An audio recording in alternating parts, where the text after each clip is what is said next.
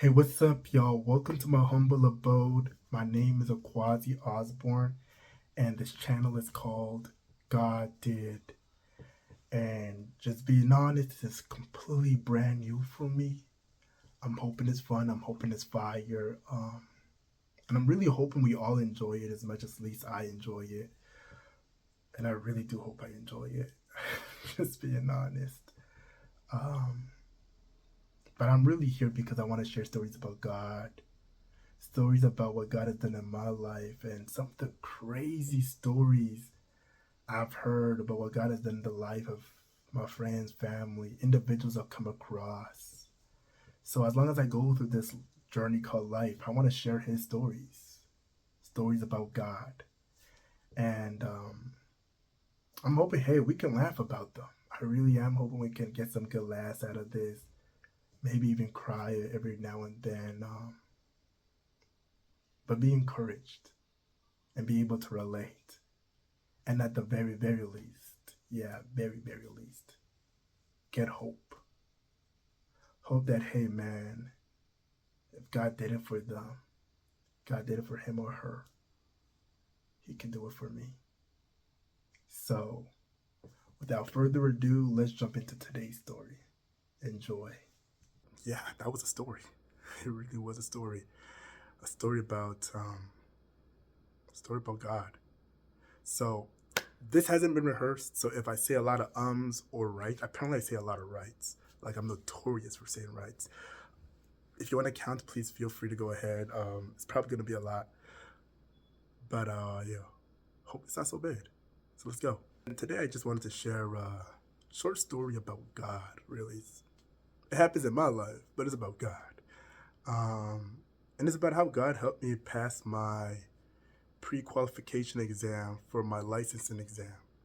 Now, the pre-qualification exam is called National Board's Medical Exam, NBME. At least that's what I think. And the licensing exam is the USMLE Step 1. So for my school, we have to take a pre-qualification exam. And in 2022, wow, I passed my pre-qualification exam. Yeah, the story really could have ended right there. But you know, really, I passed my pre-qualification exam in 2022.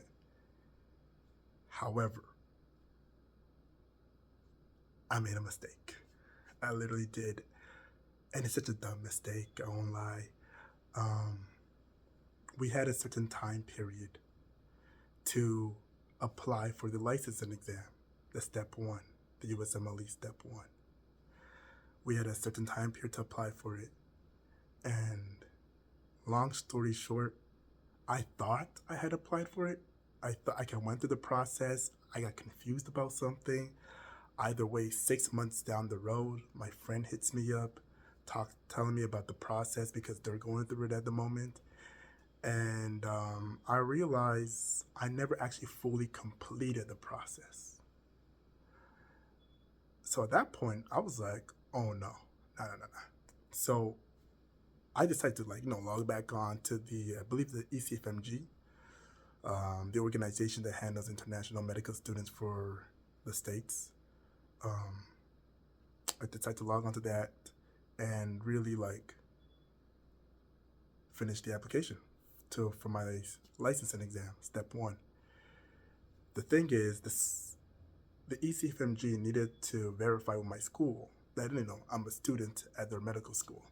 So when my school heard about this and I informed them, they said, bruh, you've passed the time period to apply, and you have to retake the exam. Okay.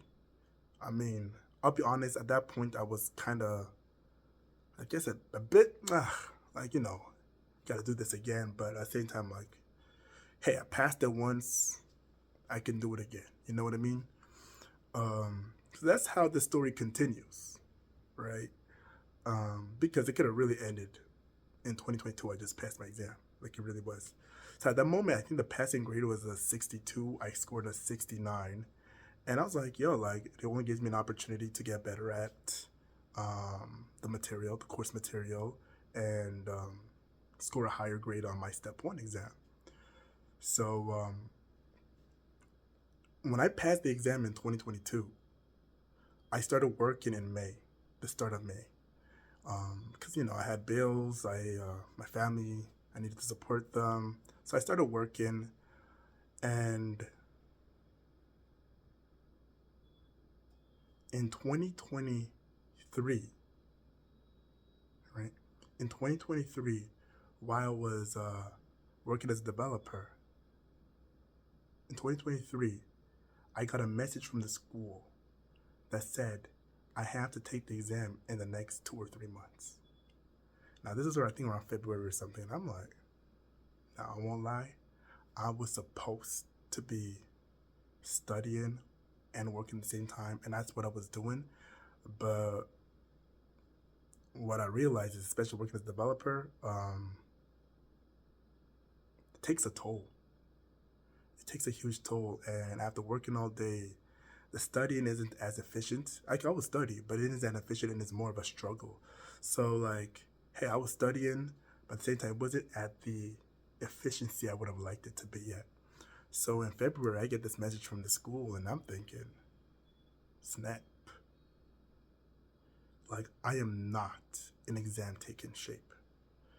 So I take all my vacation days. Like, I literally group all my vacation days together, and it was about 3 to 4 weeks where I just took off. I just took 3 to 4 weeks off. I think that was in April, right? I just took 3 to 4 weeks off and studied. And it was amazing. I'm not gonna lie, it was amazing. Like, the material was firing, everything was coming back to me. Like, I was loving it. And then on May 1st, my vacation days are up and I had to go back to work.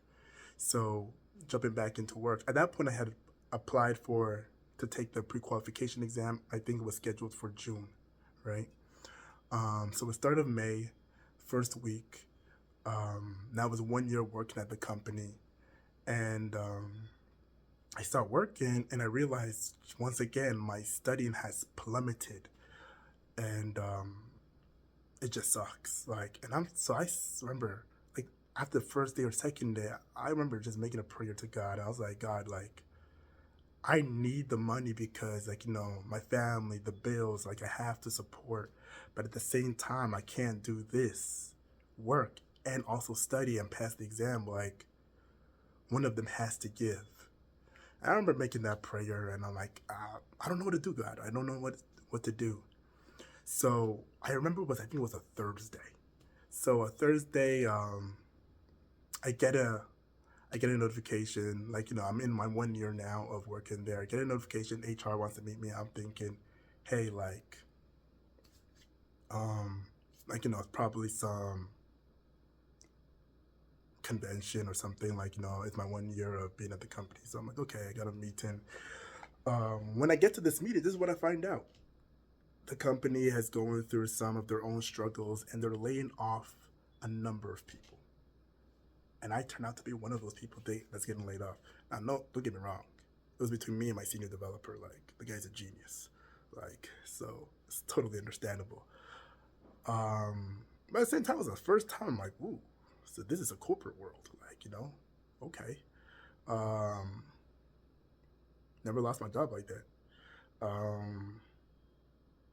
I didn't know how to take it. Like, I did know how to take it. It was mixed feelings, It was mixed feelings. Like, I literally just prayed to God saying I needed more time to study, and He literally just took my job away. To add on top of it, they gave me 5 weeks of pay. So they were taking it away, but like the company was giving me 5 weeks of pay, and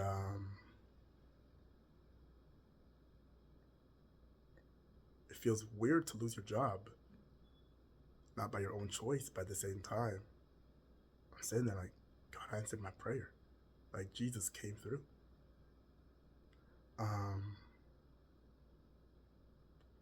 So, hey, I take the time. I'm like, hey, I got 5 weeks of pay. I got some savings there. I'm going to be okay for a while, Interesting thing is, ooh, yeah, I remember this part. So I start studying now. Like, It's Thursday. Friday, hey, I can just jump right back into study. So I start ramping up my study. Everything's going fine. The following week, I decide to go play basketball with the company, like with the friends I made at the company, um, that I just was laid off from. And like, I think it was like the first 5 to 10 minutes of play, I tore my Achilles. It was ridiculous. Like, I'm like, so, I go through that whole process. Like, I've torn my Achilles before, the other feet, of the other foot, right? Um, I've torn it before, so now I guess it's balanced out. So I know, like, I'm like, okay, I have the boot at home and all that stuff. Like, I've been through this before. I drive myself to the, I mean, don't get me wrong, my friends offered, but I was like, hey, I got this. Like, it was really not that big of a deal. Um, I've been through this before. So I drive to the hospital, like, we get the boots on. So now I'm like, I'm in a boot, can't walk around, and I'm stationary.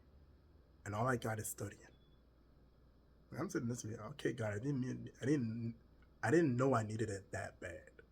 But okay, like, all I'm studying, all I'm doing is studying. Like, I can't move around much. I'm just sitting there studying. So I don't know about you guys, but for me, like, I feel like God talks to me, and He really talks to me through a number of things, but like a lot of them through my gut, like just my heart, my feelings. I've gotten in tune with Him in that kind of way. Hopefully, this makes sense, y'all. um, Please let me know if it does. But I got in tune with Him that kind of way. So, like, whether it was in my meditation, my prayers, like my time spent with Him in devotion, um, like, I felt like whether I was watching a podcast, a sermon, or reading a book, like, I felt like God was telling me, like, I felt it deep in my heart. Like, God was telling me, don't worry about it. You've passed the exam. So I'm like, I mean, I'm still studying. Like, you got to put in the work. So I'm still studying. First of all, I'm stationary. I can't do much but study. So I'm still studying. I'm putting in the hard work, and exam day comes around. And I take this exam. It's not too far from here, like a 15-minute drive. It's like, I think it was like, what, 5, somewhere between 5 to 8 hours exam. I forgot how long it is actually. But I take the exam, and the exam grades always come back on a Wednesday. So I think it was the following week or something, my exam grade came out. And I'm like, okay, like, I'm feeling good about this. Like, I literally came out feeling good. Like, I'm feeling good about this. God did this, Um, oh, the passing grade at that time had been risen to a 68. But I was like, I got 69 last time. I got extra studying. I'm good. Guys, I got a 67.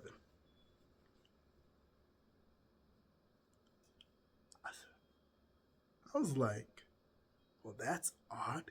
Like, literally, if I had just gotten one question more.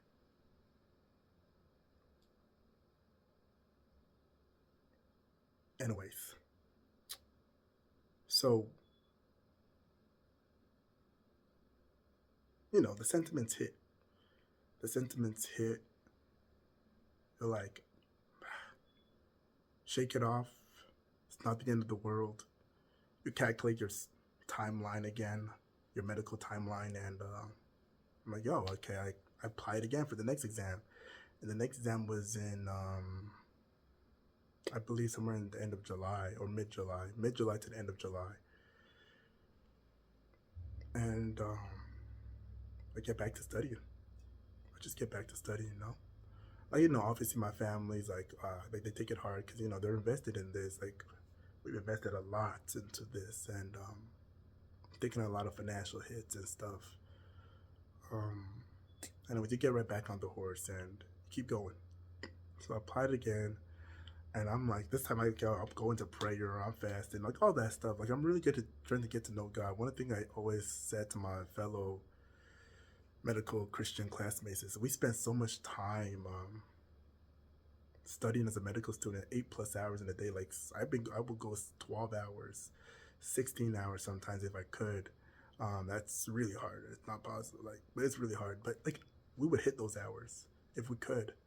Um, we invest all that time in trying to be a medical student. I was like, hey, we can't forget that we're children of God first. So, you know, so I'm like, hey, God, I believe you're going to make me pass this exam. I'm going to put in the hard work and you're going to bless it. You're going to anoint it.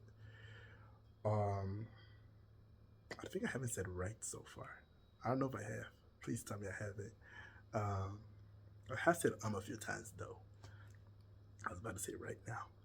Um, but yeah, we put all that effort in being a medical student.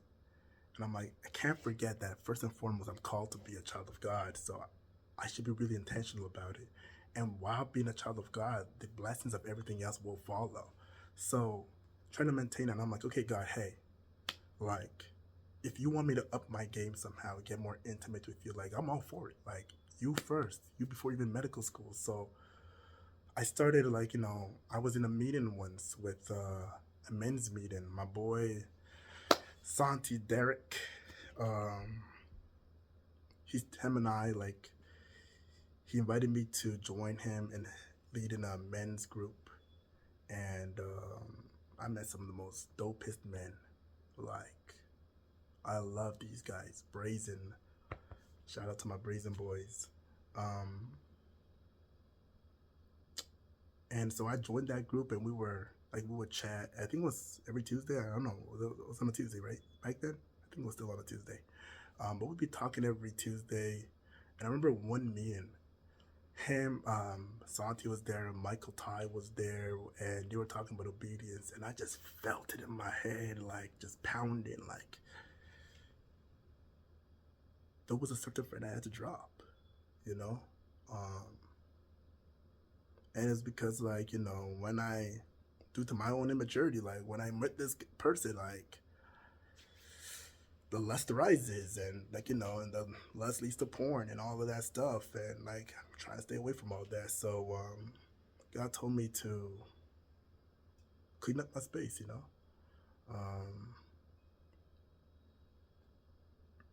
So yeah, so it was hard. But I made the cut. Like, I explained it to my friend. We separated. We went our own ways. I started reading a book called, what's it called? I think I have it over here. The Awe of God by John Bevere. Dope book. Oh, there it is. Dope book, The Awe of God by John Bevere. I started reading this book, and it was beautiful. So, like, I'm leading up to the exam, I'm like, I'm there. I'm there with God. Him and I, same page, like, it's firing. Still feel it in my heart. He's saying the same words, like, I've got you for this exam. You don't have to worry about it. You're going to pass. So the day for the exam comes around, July something, I think it was 17th. I don't really remember. Maybe, I don't know. 2023. I take the exam. The following week or so, my grade comes back on a Wednesday, and thank God, right? I got a 67. I got a 67 again. I failed it again. I got the exact same grade as the first time. Ridiculous. The passing grade is a 68, and I'm sitting there, this me, whoa, I've passed this exam before. I should technically know more. What's going on? Am I getting nervous during the exam? Like, I don't know. Like, don't get me wrong. There's some blocks in those exams, like the last 3 to 4 questions. I'm like, I don't have enough time to answer it, so I just randomly pick. It's multiple choice, but yo, that thing is so long.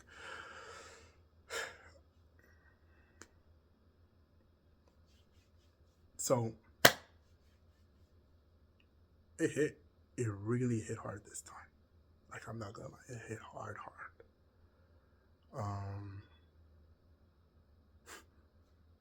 Voila, right?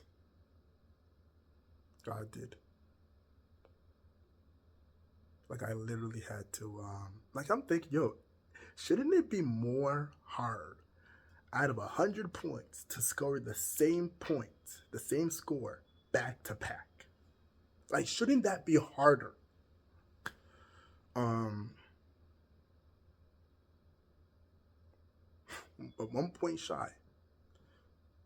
And I remember that day, I just broke. Like, I literally broke. Like, I'm not gonna lie. Like, guys, I broke. Like, porn. I just sat there and I was like, disgusted with myself. Obviously, like, told my family, and yeah, man, it was not pretty. It was not pretty. Not pretty at all. Um, for some of y'all who know African households, or like I've heard Haitians are like these too. I don't know about all the others, but like family has a very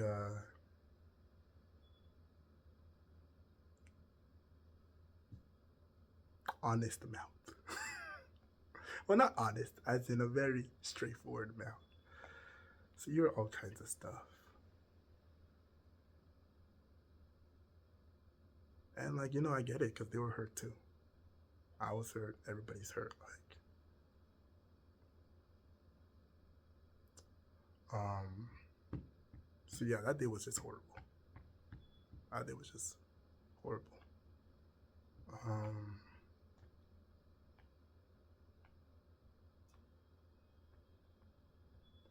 so the next day, like I remember, like I wanted to get out of that dark hole I was in, and I just felt like a dark hole had just opened up into my heart, and it was just sucked. Like there was no light. I think that whole day I didn't even open my blinds. I have a blackout curtains and all that stuff. Like I was just uh, porn sleep, porn sleep. I don't know. I was just tired. I was sick and tired of everything. I broke. I literally broke. Um, so I wake up the next day. I mean, on that Wednesday, I had also like I have no choice, man. I just paid again and try to take the exam again. Like, but here's the twisted thing. Here's the twisted thing. I thought I was hearing God. I thought HS was talking to me. I call H Holy Spirit, like I call him HS. I thought he was talking to me. Like, you have to sit there at some point and be like, I'm crazy. That's the only that's the only thing that makes sense. Like, I've been listening to something and it hasn't been saying anything. Like, I've been hearing things. Like, I've been doing things. I say it. I'm like, I'm feeling God is telling me this. And, bro, like, the basis of our friendship, our relationship, me hearing God, that aspect of the relationship it's not there. And everything I've done in my past, believing I heard him, comes into question. Like, I'm like, I gotta go back to the basics. I'm like, do I hear God? And clearly I'm not. So, like, that whole aspect of my faith gets thrown into question. Like I booted a friend out of my life for this and all that stuff. And I'm like, what? Like, what's going on here? And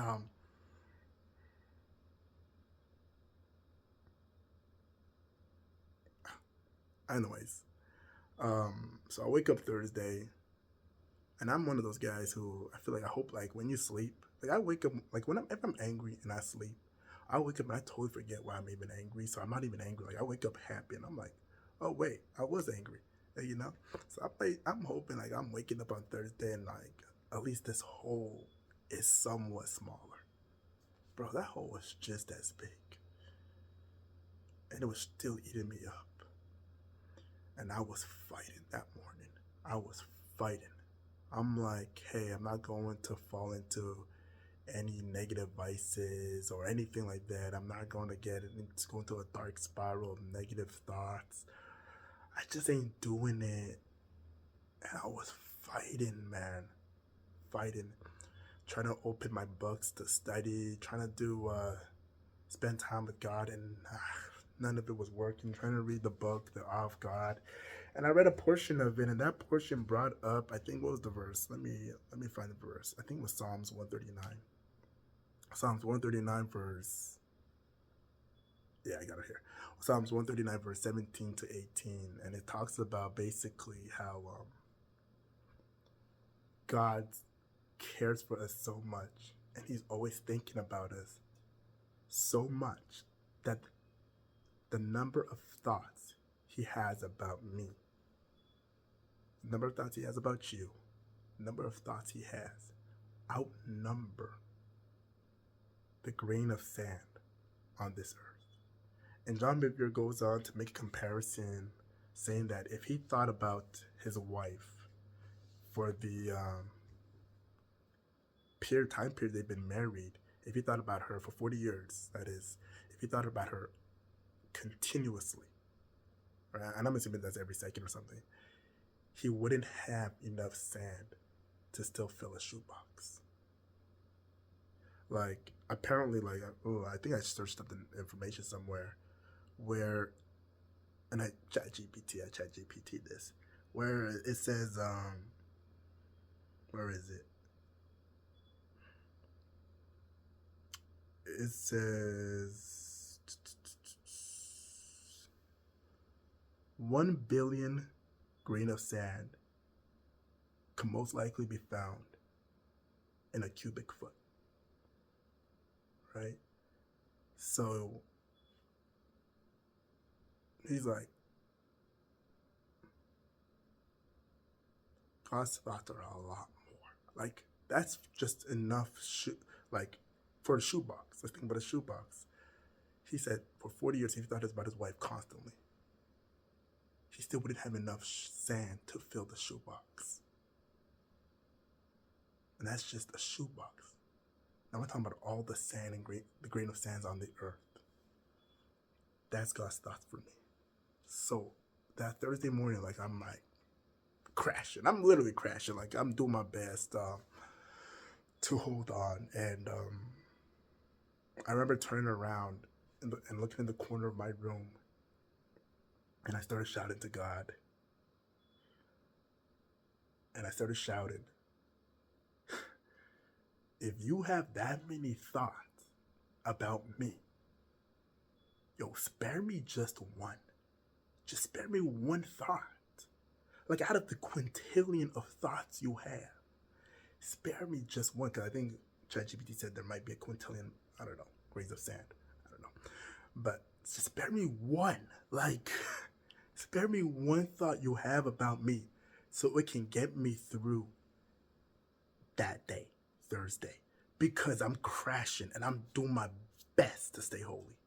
I'm doing my best to stay righteous. I'm doing my best to walk with God, but I'm crashing. So I tell him, just give me one thought, and don't give me some of those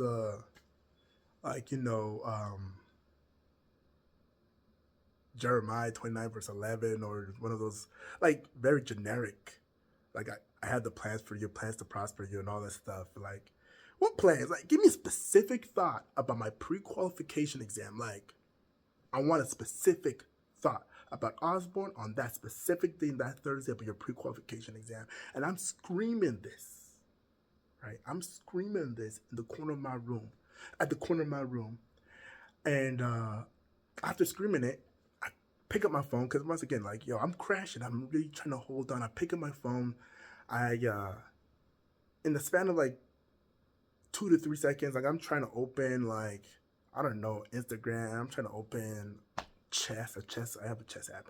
I play chess, right? I'm trying to open up something to distract me, and then I get a notification. Like, in those 2 to 3 seconds, at least it felt like 2 to 3 seconds, but it was instantaneous, guys. It was instantaneous. Like, I get a notification. It pops up and it says, like, you got a new email, right? Gmail. And I look at it and it says, "Congratulations, you passed your exam."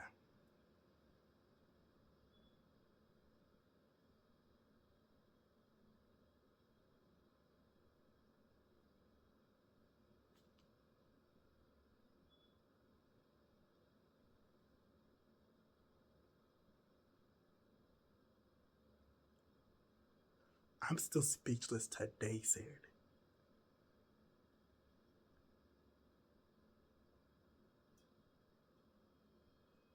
Imagine how speechless I was when that happened.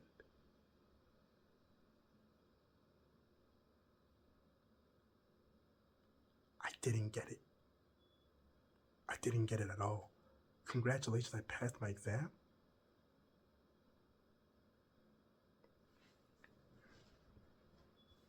So I opened up this email. Look, I'm hoping, this is what I'm hoping, because there's a PDF attached to the email that gives your score report for your exam, right? Like the email has, it's like text message, and then there's a PDF attached to it, and that's the, like, the organizing board that does this for the states, who basically create this PDF and they send it to the school and the school sends it to us, right? Attached to this message. Now, yesterday I got one.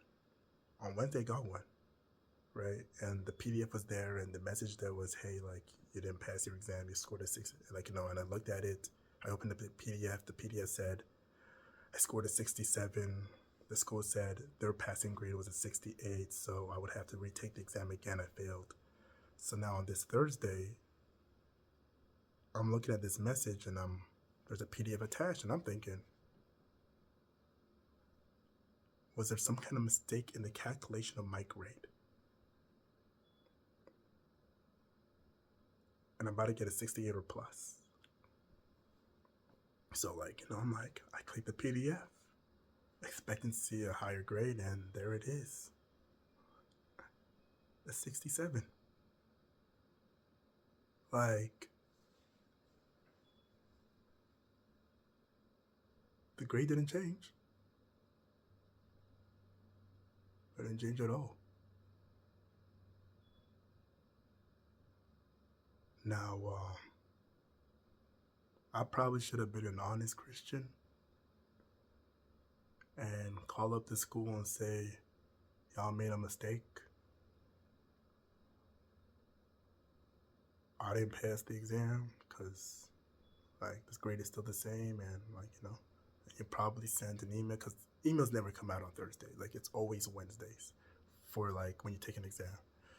So I'm like, "Hey, I don't know who's the newbie in the office, but I'm not trying to get them in trouble or anything, but, like, I'm just being honest with y'all. I should have probably done something like that. Nah, I'm sorry, man. That human side kicked in, and I was like, I am taking this and running with this. You gave me extra change, and I'm running with it." I know it's so bad. It really is.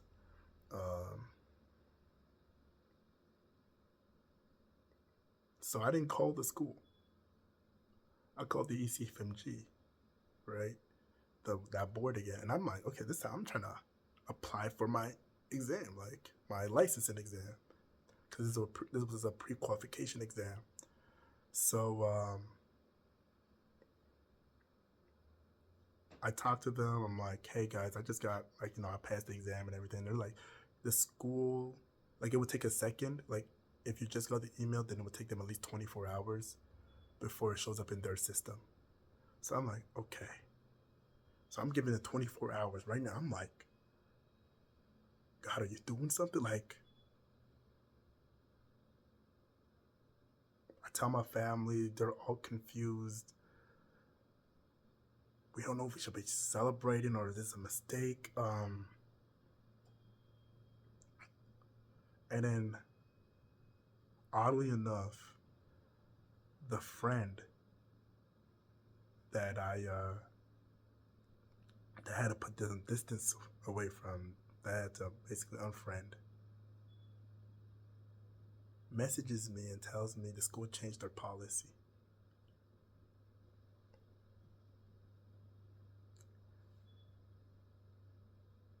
And the passing grade for the exam has gone from a 68 to a 64. So if you had taken the exam in a certain time period, all those students passed.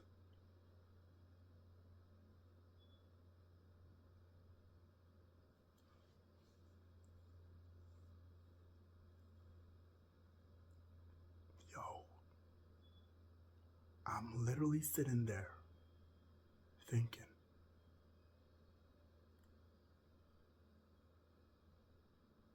first of all, I did nothing. I scored a 67 twice. Twice. That's what I did to some degree. Even then, I believe in the 67, God was all in it. But when he told me in June, when I took the exam the first time in 2023, that you passed the exam, he wasn't lying.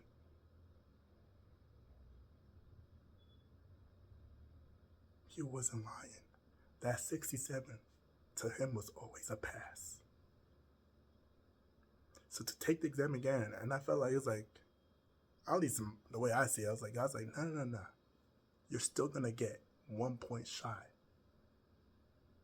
of the supposed current passing grade, 68. I was like, to him, he's seen the 64. He's like, I got you. And now you're gonna know, Osborne, this wasn't your doing, because you scored a 67.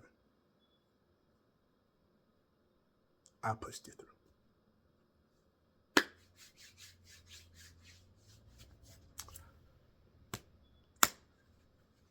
So,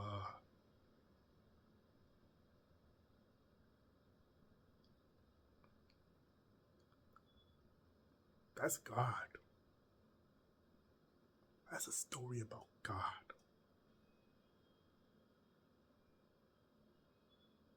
God did.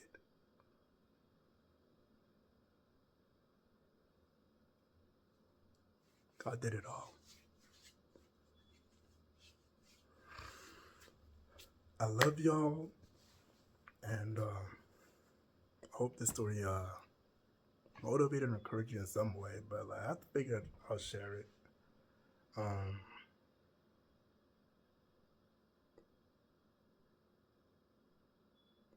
just know, man, if you did it for me, you can do it for you. God's no respecter of person. Love y'all. Well, that's a wrap, y'all. I hope you enjoyed today's story. And at the very, very least, got hope. Please feel free to reach out to me, and we're not alone, man. We're not alone. And like the latter half of Matthew 28, verse 20, I think, it says, Jesus speaking, be sure of this, I am with you, even unto the very end of the age. Love y'all.